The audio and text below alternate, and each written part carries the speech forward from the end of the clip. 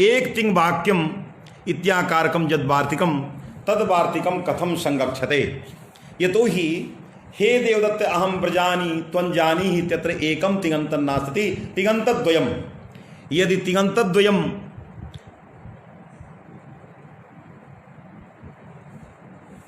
तिङन्तद्वयम् तर्हि एक तिंग वाक्यम इति वार्तिकस्य संगति ही कथम भविष्यति। तदा नागेश भट्टः लिखति एक तिंग वाक्यम इत्यस्य अर्थः श्रूयमाण एक तिंग इत्यर्थः। अत्र बहुव्रीहि समासः। एकम तिंग मुख्य विशेषतया एकं तिङन्तं यस्मिन् वाक्ये तद वाक्यम एक तिंग वाक्यम इत्यर्थः। बहुव्रीहि समास द्वारा एक तिंग वाक्यम एक मुख्य विशेषतया एकम तिङन्तं यस्मिन् वाक्ये तद वाक्यम एक तिंग वाक्यम। तर्हि हे देवदत्त अहम व्रजानि त्वंजानी इत्यस्मिन् वाक्ये यद्यपि तिङन्तद्वय घटितमिदं वाक्यं तथापि मुख्य विशेषतया एकस्मिन्नेव तिङन्त पदार्थे जानी पदोपस्थापिते पदार्थे मुख्य विशेषता तस्यामेव विशेषतायां विशेषभूते तस्मिन्नेव पदार्थे सर्वेपि पदार्थाः सर्वाणि पदानि तत्र अन्वितानि भवन्ति सर्वे पदार्थाः तत्र अन्वीयन्ते। अतः एक तिंग वाक्यम इत्याकारक वाक्यस्य इत्याकारकस्य वाक्यलक्षणस्य अहम व्रजानि हे देवदत्त त्वंजानी इत्यस्मिन् वाक्ये तिङन्तद्वये घटितेपि न विरोधः। नागेश भट्टः लिखति बहुव्रीहि समासस्य अत्र सत्वात्। अत्र एक तिंग वाक्यम इत्यस्य श्रूयमाण एक तिंग इत्यर्थः। श्रूयमाण उच्चार्यमाणं यदि एकं तिङं यद् अत्र जानी इत्यस्य अध्याहारः क्रियते उच्चारितं नास्ति। अतः एतद् दिशा नागेशः इदं वार्तिकं योजयति। यद्यपि एक तिंग वाक्यम इत्यस्य अर्थः बहुव्रीहि समास द्वारा एकः तिङन्त पदोपस्थापिता पदार्था विशेष्या यस्मिन् तादृश पदार्थ बोधक पद घटितम जत समुदितम वाक्यम तद एक तिंग वाक्यम इति बहुव्रीहि समास द्वारा अत्र एतस्य लक्षणस्य तावत् समन्वयः नागेशेन क्रियते। अग्रे कथयति उद्देश्य विधेय भावः वाक्यार्थः। हे देवदत्त अहम व्रजानि त्वंजानी ही हे राम माम पाहि इत्यत्र वाक्यार्थः कः उद्देश्य विधेय भावः। यतो हि संबोधन विभक्त्यन्त उपस्थापितस्य पदार्थस्य रक्षण क्रियायां जनजानै पदोपस्थापित ज्ञान क्रियायां उद्देश्य विधेय भावेन अन्वयः। उद्देश्य विधेय भावः आकांक्षया लभ्यते वाक्यशक्त्या वा लभ्यते। उद्देश्य विधेय भावः वाक्यार्थः। वैयाकरणानां मते अयं संसर्गः वाक्यशक्त्या आगच्छति। नैयायिकानां मते उद्देश्य विधेय भाव संसर्गः आकांक्षया आगच्छति आकांक्षा भाष्यत्वेन आगच्छति। पृथक पृथक दार्शनिकानां सिद्धान्तः किन्तु वाक्यार्थस्तु उद्देश्य विधेय भावः। तस्मात् अभिमुखी भवनानुकूल व्यापारः अभिमुखी भवनं फलं वर्तते यच्च देवदत्ते तिष्ठति रामे तिष्ठति। अभिमुखी भवनं केन व्यापारेण उत्पद्यते तदा कथयति प्रयोक्तायाः यः प्रयोक्ता वर्तते यश्च हेराम इत्याकारक शब्द प्रयोगं करोति तर्हि हेराम इत्याकारक शब्द प्रयोग रूप व्यापारेण देवदत्तादौ राम पदार्थे च अभिमुखी भवनम आगच्छति।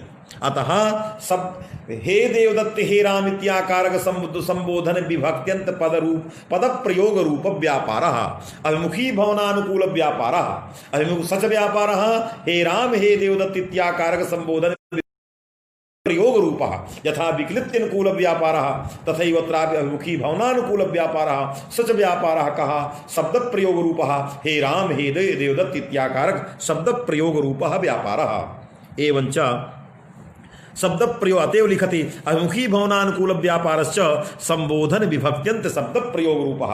अभिमुखी भवनोत्पादकः कश्चित् व्यापारः वर्तते अभिमुखी भवनं क्रिया वर्तते या च क्रिया देवदत्ते राम पदार्थे वर्तते सा च क्रिया फलात्मिका वर्तते तत्सा च फलात्मिका क्रिया कथम उत्पद्यते केन व्यापारेण उत्पद्यते तदा व्यापारस्य सत्वात् इदानीं व्यापारं वक्ति। अत्र व्यापारः शब्द प्रयोग रूप व्यापारः। यदा हे राम इत्याकारक शब्द प्रयोगः अस्माभिः क्रियते तदा अत्र राम पदार्थे देवदत्त पदार्थे अभिमुखी भवन रूपा क्रिया उत्पद्यते या सा च क्रिया संबोधन विभक्त्यंत पदार्थे तिष्ठति क्रिया क्रियावतो समवाय संबंधः अभिमुखी भवनम तावद प्रत्यार्थः स च प्रत्यार्थः समवायेन देवदत्ते रामे च तिष्ठति अतः अभिमुखी भवत रामोद्देश्यकम मत्कर्मकम तत्कर्तकम प्रेरणा विषयीभूतम रक्षणम ज्ञानम वा एतादृशं वाक्यार्थबोधः आगच्छति।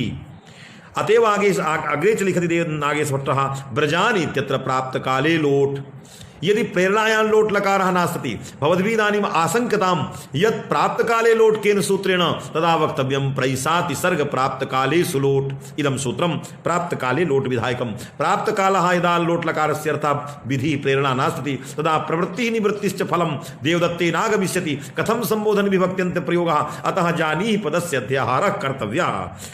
आगतम एवंच निश्चितम जातम सिद्धांतभूतम इदम तत्वम जातम यत् संबोधन विभक्त्यंत पदोपस्थापितस्य अर्थस्य उद्देश्य विधेय भाव संबंधेन क्रियायाम अन्वय अतएव नागेशकर अतएव धिंग अतएव गच्छ इत्याद्याहारे धिंग मूर्ख इत्यादौ प्रथमा यदि अस्माभिः प्रयोगः क्रियते धिंग मूर्ख यदि गच्छ क्रियाया अध्याहारः क्रियते धिंग मूर्ख त्वं गच्छ तो धिंग मूर्ख त्वं गच्छ इत्यत्र मूर्ख इत्यस्य अन्वयः गमनक्रियायां तदा प्रथमा विभक्ति क्यों संबोधने प्रथमा आगता यदि क्रियायाः अध्याहारः न क्रियते तदा संबोधन प्रथमा नैव भविष्यति यतो हि संबोधन विभक्त्यन्तस्य अन्वयः क्रियायां भवति धिंग मूर्ख इति वाक्ये गच्छ गमन गच्छ क्रिया नध्याह्रियते तदा धिंग योगे द्वितीया कर्तव्या धिंग यदि गच्छ क्रिया अध्याह्रियते तदा संबोधनम् आगमिष्यति संबोधने प्रथमा वक्तव्या अतएव ग्रंथकारः लिखति अतएव